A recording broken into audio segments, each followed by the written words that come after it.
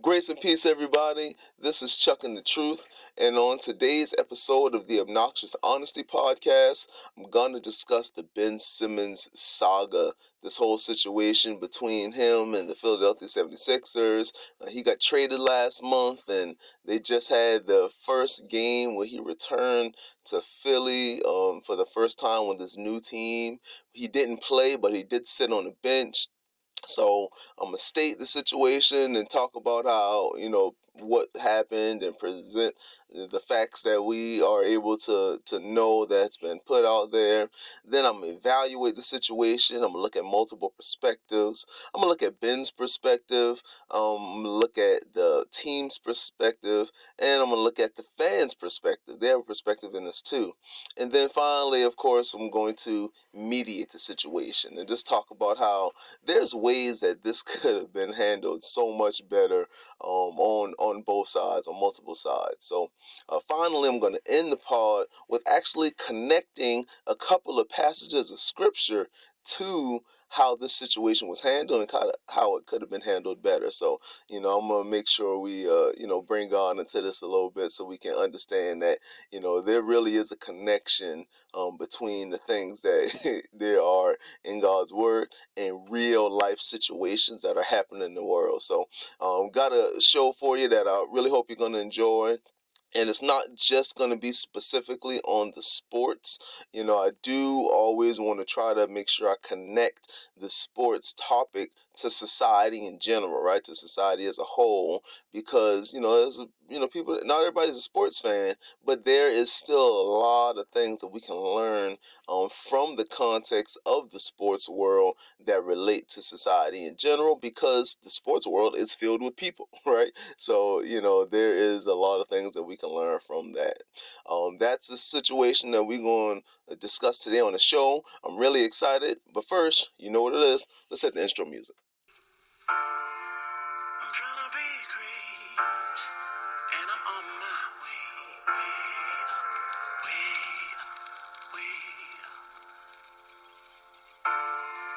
It's never too late, and I'm on my way. I'ma leave my mark. Ready, set, go. Ready, set, go. Ready, set, go. Now, there's a lot to get into and a lot to consider when dealing with this Ben Simmons situation between him and the team.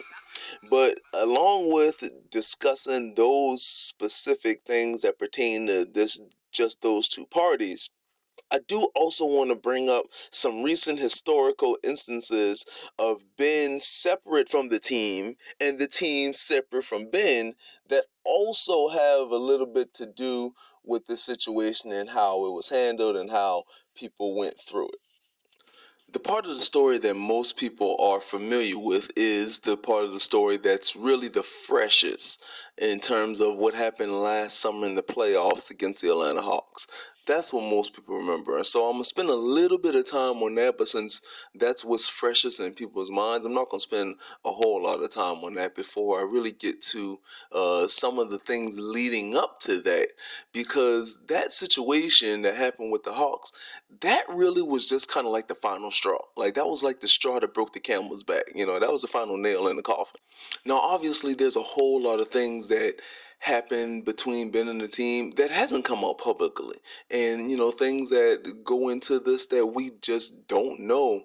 And obviously, I can't speak on that. So I can only speak and present on what has been, presented throughout the years as historical data with the Ben and the team's relationship and some of the past experiences that may affect this final situation that really, kind of threw everything over the edge.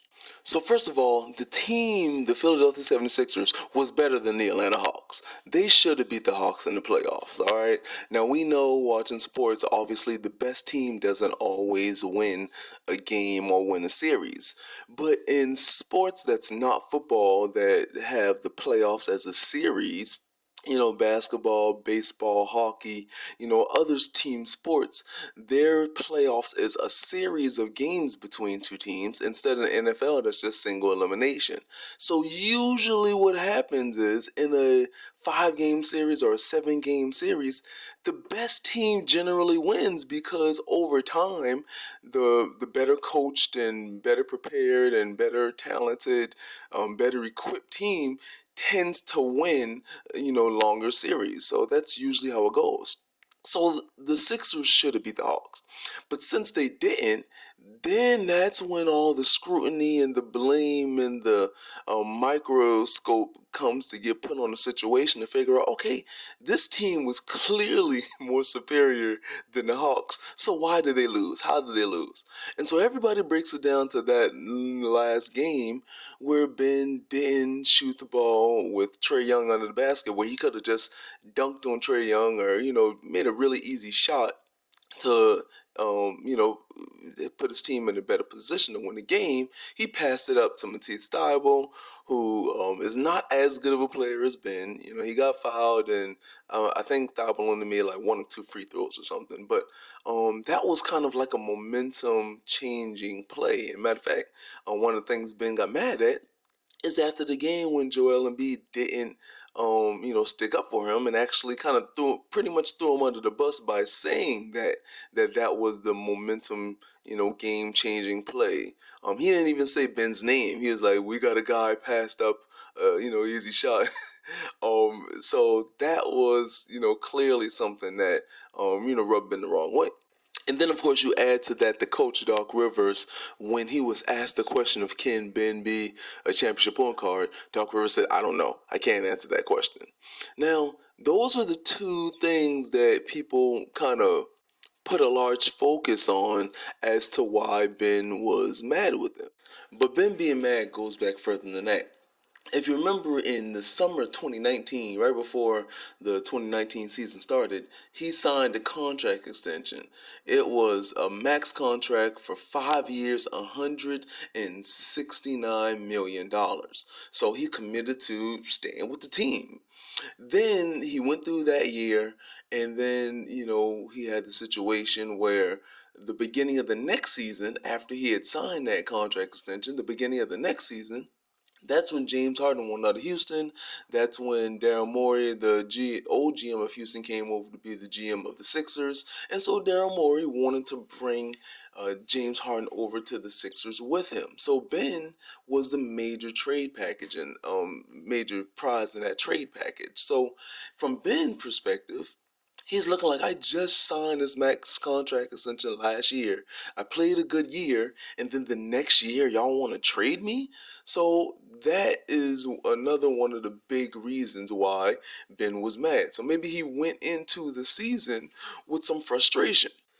And the numbers, if you look at the statistics, the story the statistics tell bear that out, that he was frustrated.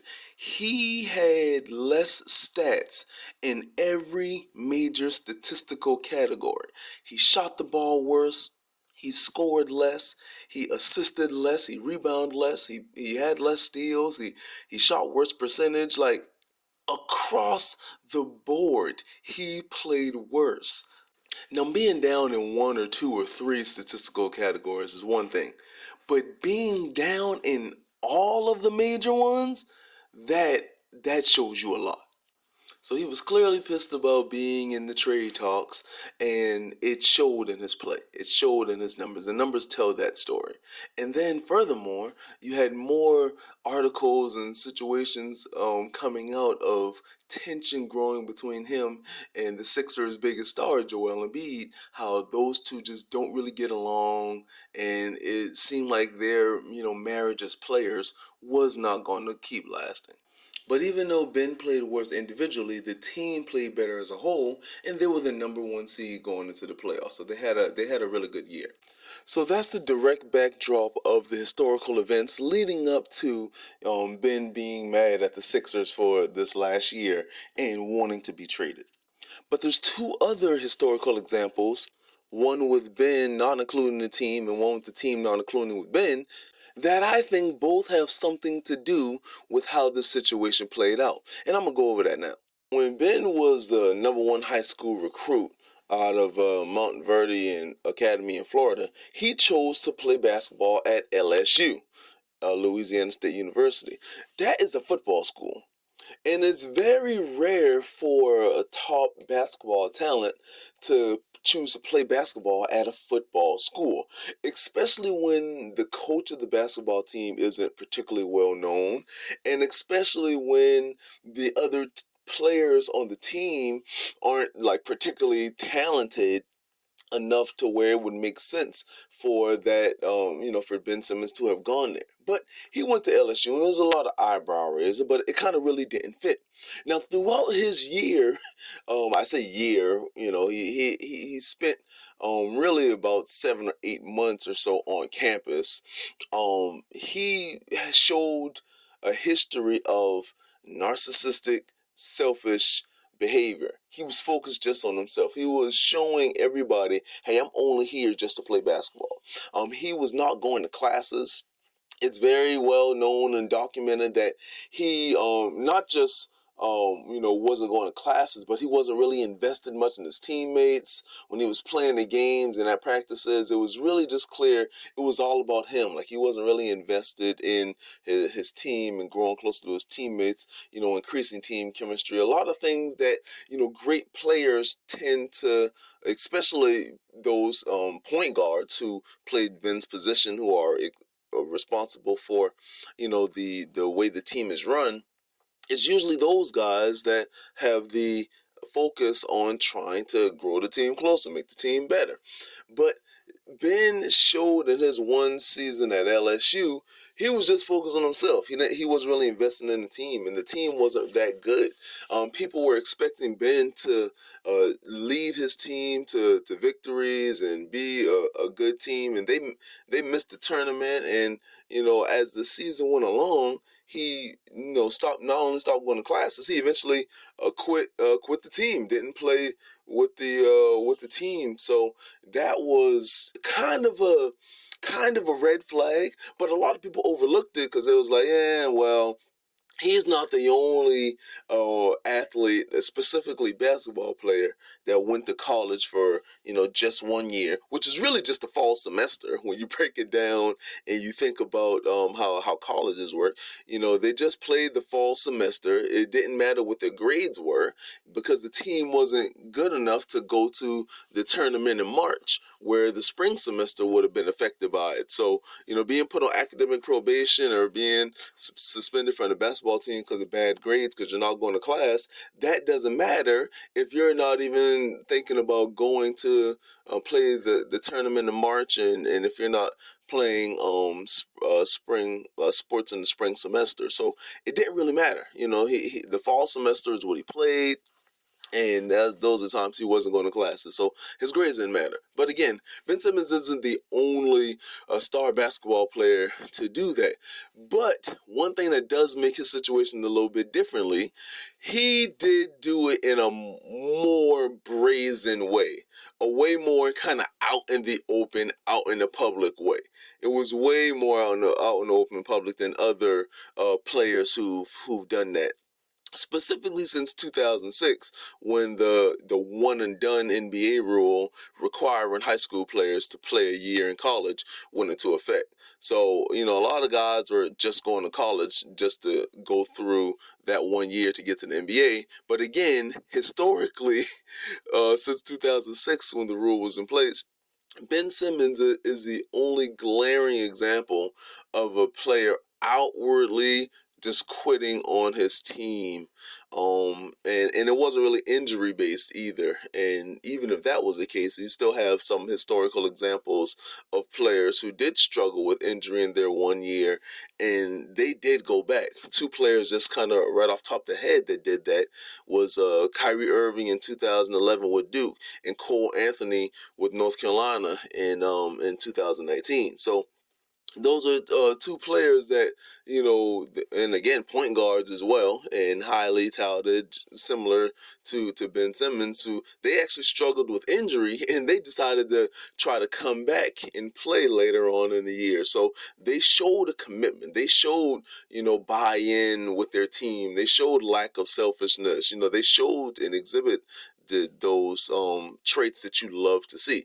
Ben didn't show those things, right? So you have that historical example of Ben Simmons displaying narcissistic behavior, showing how selfish he could be in terms of the team aspect and not really being fully invested and bought in with making the team better and himself specifically as the point guard making teammates better. So you have that historical example with him. Then on the other side, on the Philadelphia 76ers side, you have a historical example, a recent historical example, of the team dealing with a player who seemed to have some mental health issues that affected their play. This was number one pick in the draft, Markelle Fultz, in I think it was 2017. He went through a similar situation where he was hurt, but Ben wasn't physically hurt, but Markelle Fultz was physically hurt, and it affected his shot. And eventually, people started saying, and news started coming out, and it started being reported that it was a mental health issue with Markelle Fultz about why he wasn't able to shoot anymore. Like he completely changed his shooting mechanics. So there was a lot of mystery going on with Markelle Fultz. But the historical example that you see with the Sixers is they seemingly tried to help Markelle Fultz. They didn't publicly attack Markelle Fultz. Even though that was a different head coach back then, it was Brett Brown instead of Doc Rivers. You still didn't really see the Sixers doing things in the public, in the public eye, that were detrimental to the mental health and well-being of Markelle Fultz. So you have historical examples of this organization sticking behind a player and trying to help a player and not, downgrade him or make him feel bad or insult him or anything like that. So the point of bringing up those two recent historical examples is the phrases that you are probably very familiar with. You probably heard the phrase, "Those who don't understand history are doomed to repeat it." That's one phrase because it shows just how historical context and how historical data of past events shows you that oftentimes history repeats itself. People in the same type of positions or in the same type of situations tend to, repeat the same things, do the same things, make the same mistakes or, same missteps. And you'll see that throughout history. There's plenty of people that have done research on, like past human societies like ancient Greece or ancient Rome or, different Asian dynasties. And they'll kind of research those and see how this particular society went from being a world power to falling. And then you can kind of make connections to other times in other societies that did similar things. So that phrase shows how, historically you can connect one period of time to another, even though it may be completely different people, completely different time frame, and it's a similar set of circumstances that can show you the same thing. So that's why I wanted to kind of break that down and connect that fact of how important historical data can be to recognizing, okay, this person or this group has this history of doing this, or we see a recent historical example of these people doing this. So we can connect their past behavior to what they're doing currently. The other phrase that kind of attributed to historical data is really another phrase that kind of says the same thing about historical data, but it's in the sales term or the business term. You might hear this, that past performance is not indicative of future success. Now, when you are doing some kind of investing, or you're dealing with like a stockbroker or a stock advisor or a financial advisor, what they will do they will sell you on their past performance, and they will show you, hey, well, historically we've gotten this kind of return and our clients have expected to see this kind of return on their money or return on their investment. And so they'll show you and sell you on, hey, we've had this success in the past, but then they will throw that caveat, now, past performance is not indicative of future success. And that's their way of saying we can't guarantee you the exact same success that we've had in the past, although we're trying to convince you that that's most likely what will happen and what we are going to do. So what they are doing is they're saying, hey, historical data, historical performance can be a direct indicator of what will happen in the future. But for, financial purposes and not being sued by people who underperform, they always say that little phrase of past performance is not indicative of future success. But once again, that phrase, just like the other one of historical context, those who don't understand history are doomed to repeat it. They're both underlying messages are historical data is important. Historical context is important. Past performance and past situations are important. Now, we understand this in life. We understand this in society. If you are in jury duty and you're a part of a jury trial, and the person is on trial for some type of violent crime, and the prosecutor says, well, this defendant has a history of violent crimes. They were arrested for aggravated assault here. They arrested for aggravated assault there. They have a history of domestic abuse. They have a history of animal abuse. So if you are sitting in a jury and you're hearing that the defendant has a history of physical aggression or assault in aggressive style, and he's on trial for more of that, you're going to most likely say, well, they got this past performance, they're probably guilty of this as well. We understand that concept that we expect someone to repeat the same behaviors over and over. That's just a societal truth that we see over and over again in many different contexts. So the reason why that's so important and relates again to this Ben Simmons situation is because you have each of the two sides faced with a situation with each other that they recently were faced in that similar situation with someone else.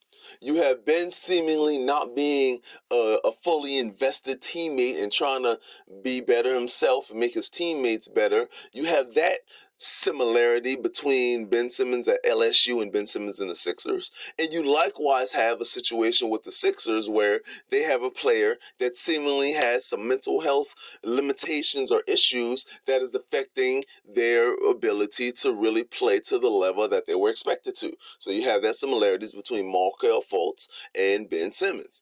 The historical context of past performance matters greatly.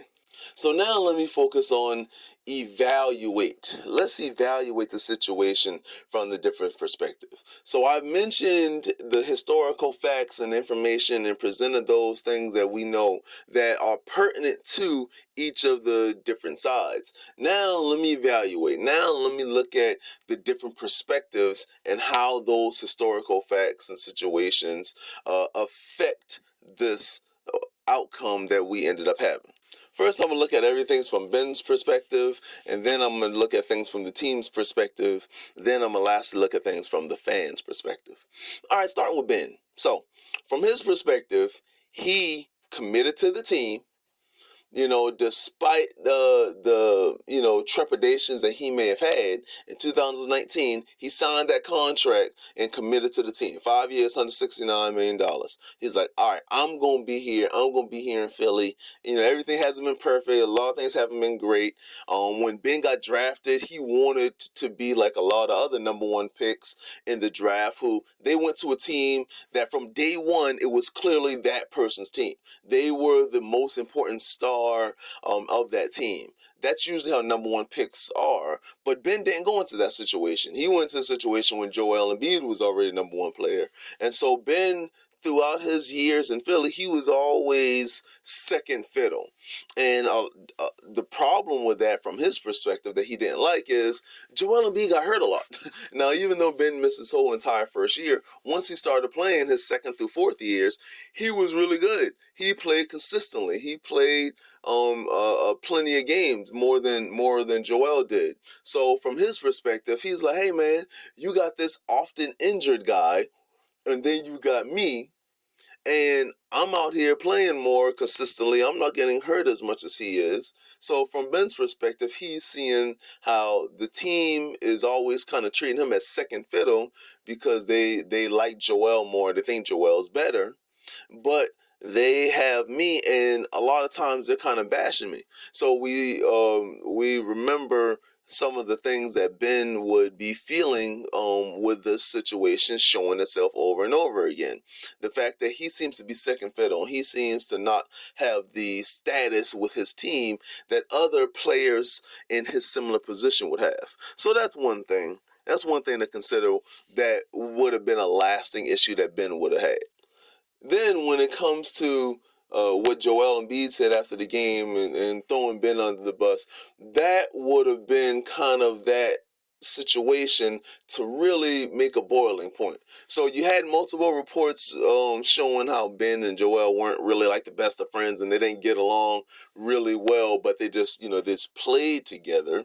So when you have that type of history with somebody, and then in a moment of crisis when Ben didn't play well in that series against the Hawks, and specifically in that last game, Joel points to Ben, doesn't call his name, but points to him and says, that was a big turning point in the game when that happened. Ben's like, whoa, man, here you are throwing me under the bus when you didn't play that great either. Like, yeah, you may not have had that huge moment that everybody's pointing to, but overall, you didn't play as great as you usually do. So now, once again, from Ben's perspective, he's like, okay, here's this favorite person, Joel, throwing me under the bus, and people aren't calling him out for how wrong that was. As his teammate, as his brother, he is supposed to be coming to my defense and saying how, they got my back and, those type of things. That's what I'm expecting. And not only do you not have my back and support me as a brother, you actually throw me under the bus. So that could be very understandable with Ben being frustrated. Then hearing Doc's comments when Doc said, in response to a question, can Ben be a championship point guard? He said, I don't know.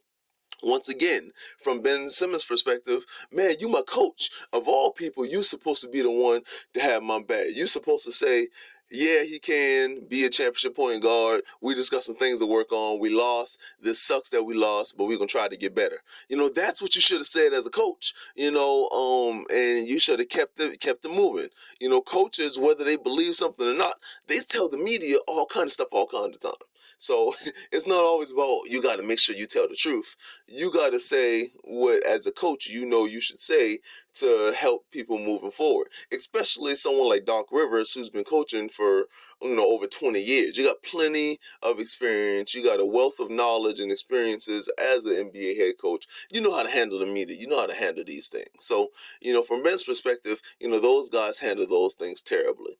And then once again, from Ben's perspective, the fact that they tried to trade him a year after he signed his contract extension, that probably made him mad. Because even though they often showed favoritism towards Joel over him, they at least was like, hey, Ben, you're our guy too. Like, you're our second guy. We just have two guys. So in Ben's mind, him and Joel are pillars. Even though he may not like that Joel's oftentimes put in the first place, he's like, hey, at least I'm second, right? But that goes out the window when you try to trade me. Now it's like, oh, wait, I'm supposed to be such a pillar. I'm supposed to be so great. And you guys are trying to commit to me. But then I find out y'all trying to trade me. Now that's when you can really show some frustration. So you got a couple of things from Ben's perspective where you can understand why he would be mad from his perspective. And then lastly, another thing with Ben's perspective that would attribute to his frustration is Ben has had success up until that point. Ben had success his whole life, specifically the last 5-6 years, from his junior year of high school when he started to gain some attention, to his senior year where he was clearly the number one player, to his freshman year in college where he was the number one player even though his team didn't play that well. He didn't play amazingly great, to his time in the league, his 5 years total but 4 years playing. He had almost 10 years of history of playing a certain way and achieving success with certain styles of teams. So in his mind, hey, I'm good where I'm at. I'm a really great player. I have a lot of things that I offer to the basketball team that has brought me success. So the fact that there has been shown examples of people from my organization trying to get me to do things that I'm not good at or things that I'm not comfortable at, specifically trying to, force Ben to shoot and all this pressure in the organization as well as outside the organization. Ben needs to shoot. Ben needs to learn how to shoot. Ben needs to shoot more. Ben needs to shoot more. Even the old coach, Brett Brown, there was a time where he publicly stated, we need Ben to shoot more. We want Ben to shoot more. I'm challenging Ben to shoot more. He said that, and Ben still didn't shoot more. So you have those examples where Ben's like, hey, I've had all this success playing the way I've been playing for almost 10 years. Why are y'all trying to force me to do something I'm not good at consistently? So, once again, those are the perspectives from Ben that would attribute to his frustration and his anger with not wanting to play in Philly after the debacle against the Hawks. Now, let's look at the things from the team's perspective. All right, going back to when he was drafted. Okay, yeah, most players drafted number one do walk into a situation where they are automatically the best and most important player in their team. But oftentimes that's a bad team. That's a team that's not going to the playoffs. That's a team that's not, having a chance to be the number one seed in the playoffs in a few years. So from the team's perspective, bro, Ben, you should have been happy you got drafted to a team that was good automatically. You should have been happy you got drafted to a team where you didn't have the pressure of being the absolute best player on the team immediately like other guys. Like, that should have been a positive to Ben, not necessarily a negative. And then with the trading thing and putting him in trade rumors, man, every sports league has like an initiation to the league or a welcome to the league seminar for rookies to give them an understanding of like the business of the league and the side of the league that they're gonna have to deal with that maybe they don't know about going in, like media obligations and having to talk to the media because that helps to grow the sport, make the sport more popular and more profitable, those type of things. They go over suspensions and fines and conduct. You go over a lot of things, and one of the things that is gone over is trades. We understand trades. No, you don't get into a professional sport not being aware that people can be traded, that you can be traded.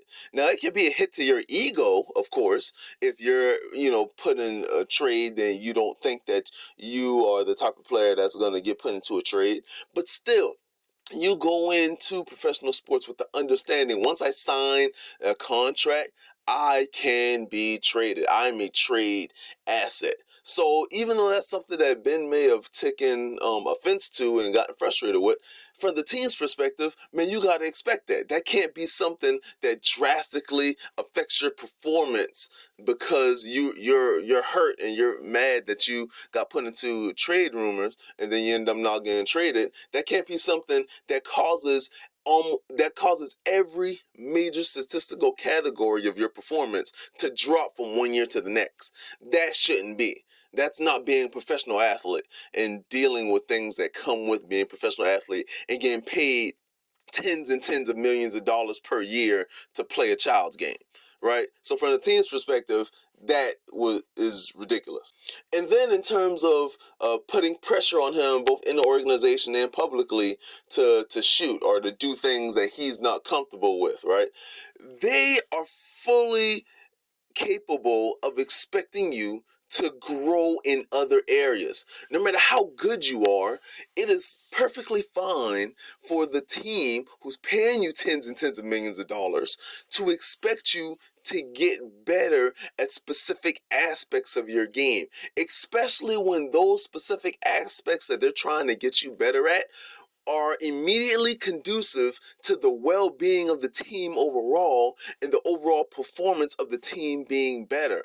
So they're not just asking you to do something that you're not comfortable with or that you're not good of just for the sake of asking you to do it.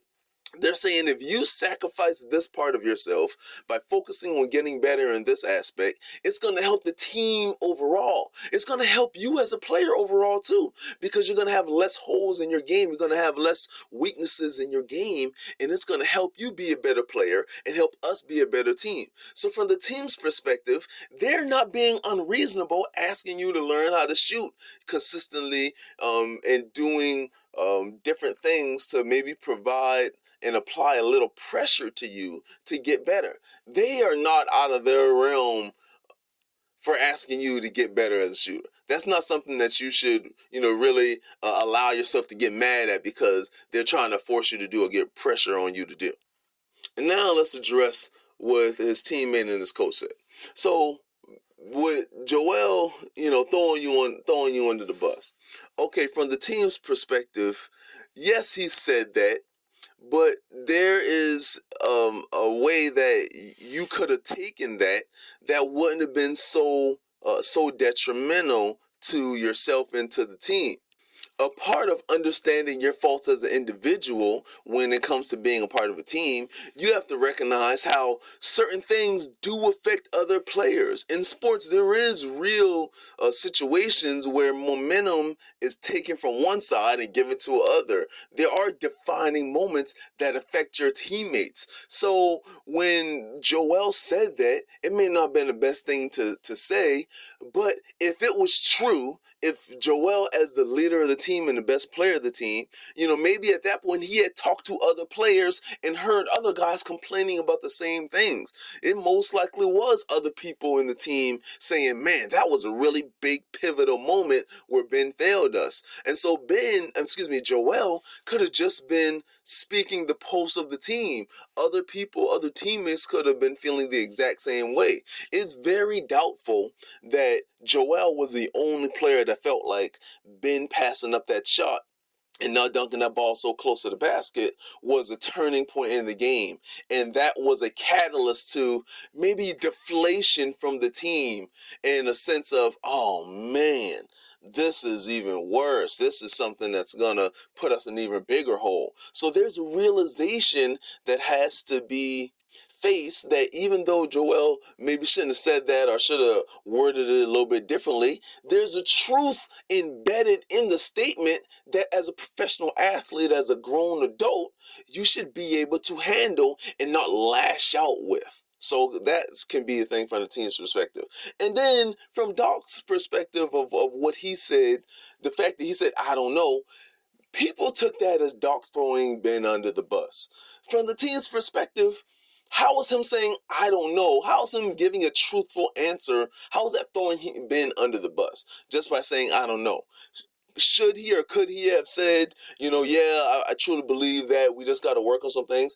Yeah, he could have said that, but he also didn't completely bash Ben in that in that answer to that question. He also didn't say, no, he can't because he passed up that dunk and made a team look bad, and that affected the whole chemistry of the team, and that affected everybody else and how they felt on the team. He didn't go that route. He didn't say something even more detrimental to Ben. He didn't attack Ben specifically. He just answered a question 10 minutes after their season just ended in a heartbreaking fashion to a team they should have beat. He just answered it truthfully and said, I don't know.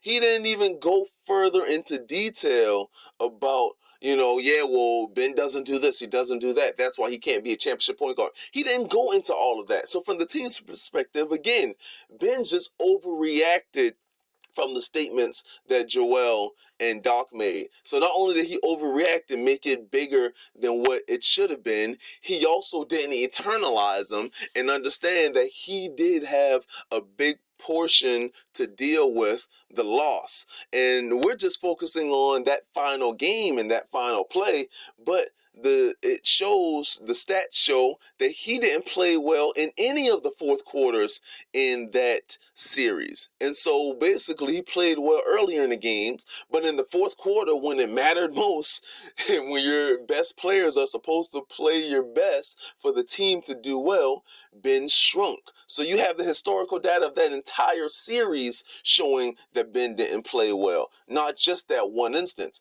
That one instance was just throwing the microscope on the situation that had been happening the entire series long. So again, from the team's perspective of the 76ers, Ben failed them over and over and over again.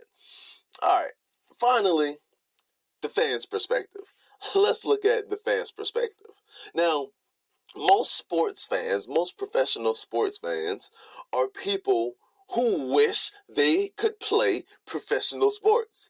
Many of them, millions and millions of fans of professional sports are people who don't have the physical gifts and talents and abilities in terms of hand-eye coordination, in terms of being able to have just the physical, build and be the physical specimens of being 6'7" and 6'10" and 7'1" and having that type of height gifted to them by God.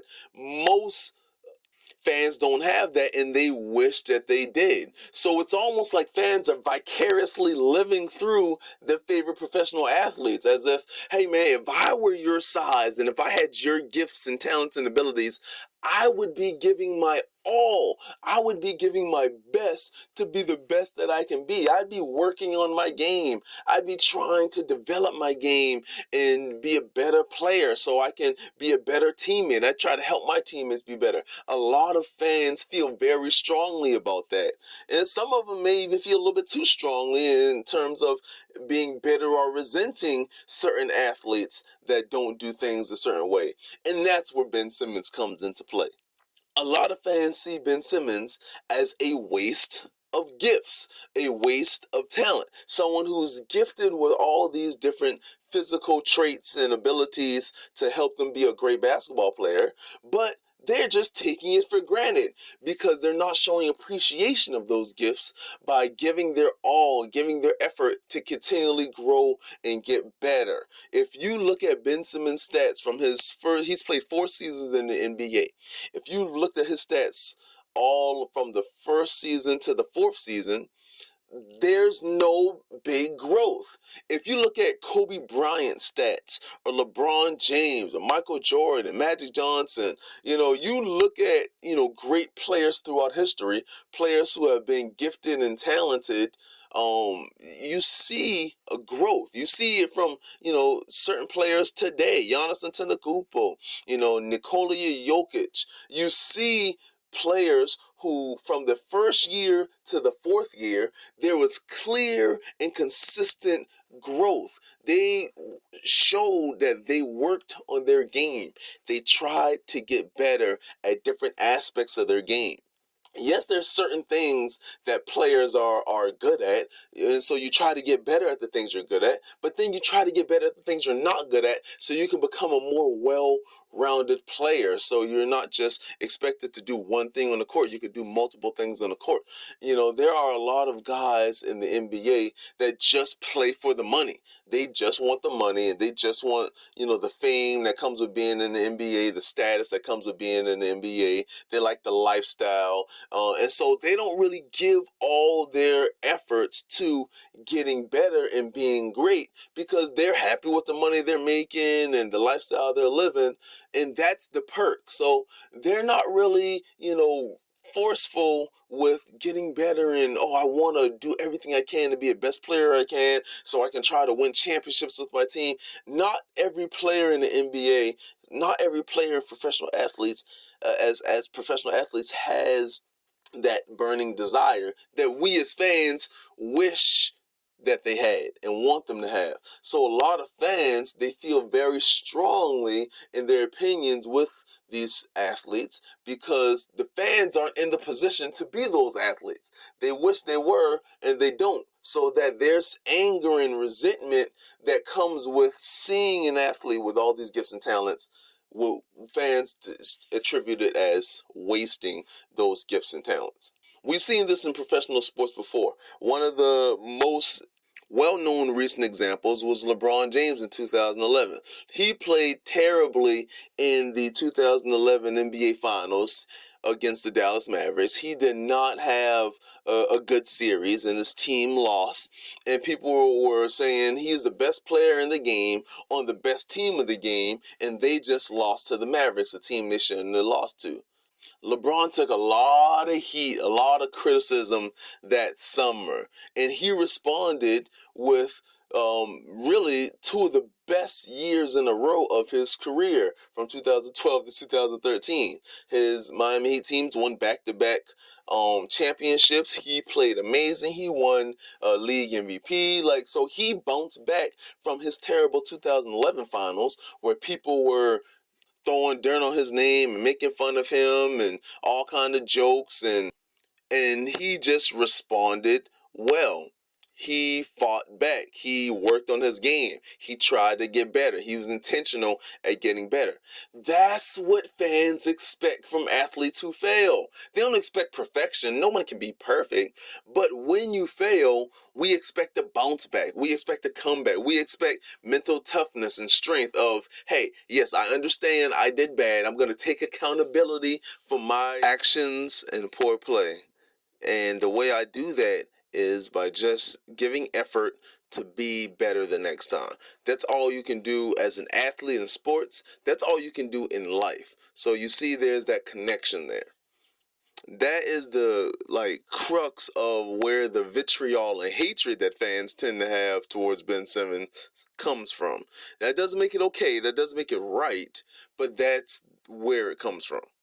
Now that we've discussed all of these different perspectives and viewpoints, let's move into the mediation aspect. All right. How could this situation have been handled so much better? All right. So now let's get into sides, right? Mediate. Let's mediate the situation and see how this could have been handled. So first of all, from the team's perspective, obviously the comments that Joel Embiid and Doc Rivers made after that game against the Hawks, those could have not been said, or they could have been said differently. That's like the easiest first thing to say, right? Joel didn't have to throw Ben under the bus and say that was the turning point, even if that was the turning point, right? Even if other players in the locker room was talking about that and felt that was the turning point, even if that was true, as the leader of the team, Joel should have not said what he said and threw Ben under the bus. He could have, said many other things. He could have just said, I could have played even better. He didn't have to throw Ben under the bus. So that's the first thing. Then, of course, Doc, once again, the way he answered it probably wasn't really that detrimental, but he still could have answered it better. He still could have been affirmative with, no, Ben's our guy. Ben's our guy. Again, he could have been lying through his teeth, which plenty of coaches do all the time. Probably pretty all of them pretty much lie at one point or another. But that's what he could have said in public in front of everybody. Now, behind closed doors, and the executives and the coaches, the higher level management, they could have been talking, all right, we got to get Ben out. We got to do this. We got to do that. But still, in front of people, in public, in the media, you got to say the right things. And a tenured, experienced coach like Doc Rivers knows that. But furthermore, something the team could have did better in this situation, they could have built the team better around Ben. Now, trying to force him to be a better shooter and putting pressure on him publicly to shoot more in games, even though he was never doing it, once they saw that wasn't working, they should have continued to try their hardest to make sure they were bringing in other shooters on the team to surround Joel and Ben with other shooters. All the three other people on the court should have been deadly shooters on that team. That way you maximize the efficiency out of Ben and Joel and their limitations overall. So the team building could have actually been better from the 76ers side. So those are different ways that the 76ers could have handled this situation better. And again, there's a bunch of things behind the scenes that we as the public and the general public don't know that also could have went into the situation.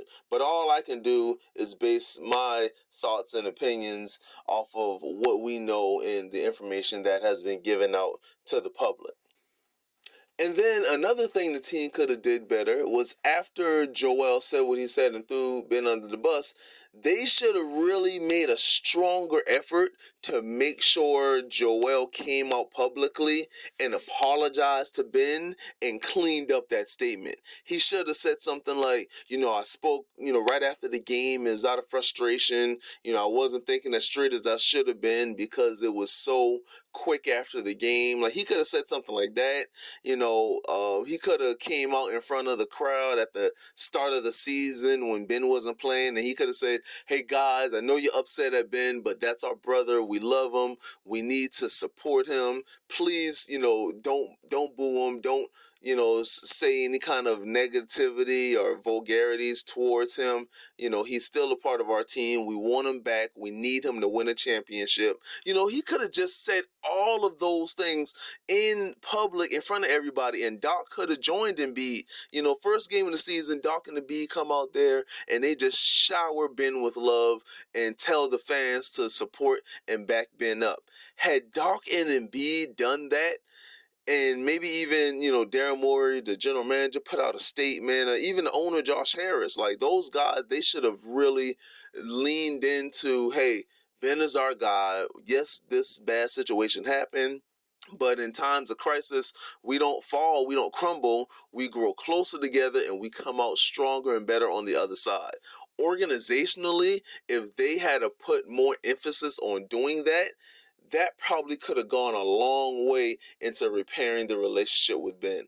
Or even not necessarily if repairing the relationship with Ben could have actually been done with all that, they still would have looked better in the public eye, right?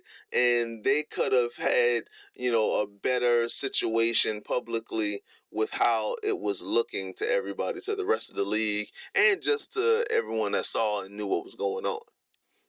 And had the organization done that, that would have had direct correlation to how the fans in general would have handled it. So even though the fans would have had a lot of anger and hatred and vitriol towards Ben, had the organization showered Ben with love, the fans would have been more likely to be more lenient and loving towards Ben and not be so hate-filled and, throw shots at Ben so much. So the fans could have handled it better had the organization handled it better. Those two would have gone hand in hand. And finally, the way Ben could have handled this better. Ben could have handled this better in so many different ways. Once again, it all started with, had he worked on his game more in terms of trying to be a better shooter and shooting in the games, had he worked on that consistently instead of being comfortable with the success that he had previously with the way he was playing, he could have really changed a lot of the situation from the beginning had that been a bigger part of his off season and working hard on his game. And then next, he could have handled the trade situation a whole lot better. Once again, going into professional sports, trades is a part of the business. It can happen at any time to anybody. There's a very, very, very select few people in terms of not being traded. Like that's very, very small, especially in the NBA, because there's only 5 players on the court at a time, and so one really great player can have a really huge output on the game, and we see that over and over. And Ben, he just got to have better self-awareness to understand he's not at that level yet. So you have to work hard to keep adding different things to your game so you can get to the level where you are untradeable. So, just better self-awareness would have been going a long way into helping him handle this situation better. And depending on who's advising him, between his agent and maybe I don't know if he has a personal publicist or just, other family members, but there's other people that should be in his circle that can give him a different perspective, not be yes men and just go along with what he wants, and advise him to be like, hey, Ben, you got to handle this better. You got to handle this differently, because, there's a lot of mishaps in his steps depending on how you're looking at it. But letting your play tank after finding out your team tried to trade you, man, you got to handle that better as a professional athlete. You just got to. Lastly, I want to connect this situation to passages in scripture just to help us understand how you can recognize self-awareness is a really big portion of some of the issues that we know happened with the breakdown in the Ben Simmons saga. Now, there's plenty of passages in scripture that talk about self-awareness or allude to self-awareness. Galatians 6:3 and Romans 12:3 are just a couple that come to mind immediately. But in addition to that, there is a passage in Matthew 25 that talks about the parable of the talents. Now, in this context, talents is actual money. It's coin money. It's not talents the way we use talents nowadays. But I think it's very fitting that the word talent is used, even though it's talking about money in this context in Matthew 25. The way we apply that word talent nowadays in English, it is real appropriate for this situation. So the parable talks about how there was a man who was going to be traveling, so he gave his 3 servants a few talents. One he gave 5, one he gave 2, and then another he gave 1. Now, the person who had 5 talents and the person who was given 2 talents, both of them, traded and did something to multiply their talents. They added to what they were given. So the person who had 5 got 5 more, person who had 2 got 2 more. But the person who had 1 didn't do nothing with it. And then when the servant's master came back from his journey, he was mad at the servant who only had 1 and didn't do nothing with it. So, what that story tells you is that they were expected to do something with what they were given. Everybody is given different things, but whatever you're given, you should grow it. You should do something with it. This relates directly to what Ben Simmons was doing with his talents that I talked about earlier, with how fans get mad at professional athletes who don't seem to be maximizing their talents. That's what this parable is talking about here in Matthew 25, and that's directly a correlation to the situation with Ben Simmons and what he did with his talent, or the lack thereof, in terms of being a better shooter and adding to his game. But then that also relates to the team as well, because the team, you could look at it as their players, their talented players, being talents for the team. So the team should also be maximizing their talents, which is maximizing their players that they have. So the team has fault in this as well. Now, we in the public don't know how deep the conversations were between Ben and the team before he signed his contract in 2019, his extension, his 5-year, $169 million extension.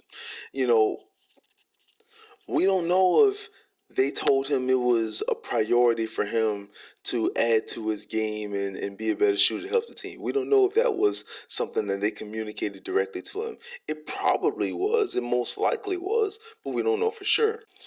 Most teams have shooting coaches to help their players shoot better. I can only assume that the Sixers have a shooting coach and the shooting coach is working with Ben. I can only assume that happened. But maybe there's a slight chance it didn't. And then also, they could have actually just traded Ben. They could have went ahead and traded him instead of giving him the contract extension, right? That is another way that the situation could have been handled differently or better by the team. There was a similar situation with the Lakers some years ago in 2011. People remember the Chris Paul trade that was vetoed, but a big part of that Chris Paul trade was Lamar Odom. He was getting traded from the Lakers to the New Orleans Hornets. And when that trade got vetoed, everybody went back to their team. Well, Lamar Odom was heartbroken that they were going to trade him. He had just won Sixth Man of the Year, which was a great award for him to win. So he was heartbroken that they tried to trade him to New Orleans in that trade for Chris Paul.